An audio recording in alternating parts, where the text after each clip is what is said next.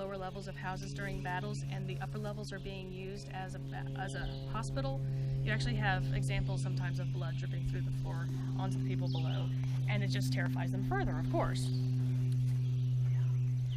So this is really visceral, of course. It's experienced as well in the 1862 campaign. Anytime you are near one of these low-lying creek bottoms, you've got marshes all around. And right now, of course, with May and the snow melt coming down, it's particularly marshy. You get mired in this. Your wagons get mired in this. There was no bridge at that time. So if you think about the men just being stuck, they can't possibly reload their guns. They're stuck in the mud. It's a devastating thing to even think about. Left, she would have been about 13 or 14.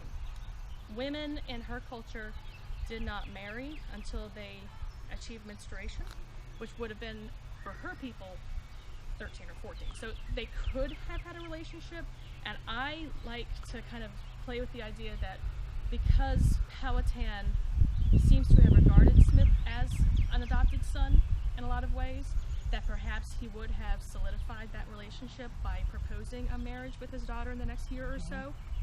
But on the original prototype, the only one of the statues at the base whose name you can read is this one here, and what does that say?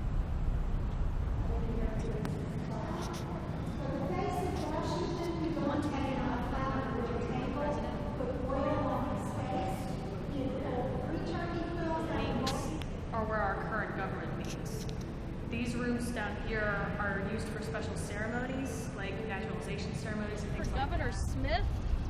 The Governor Smith passed away in the theater fire of 1811, the day after Christmas.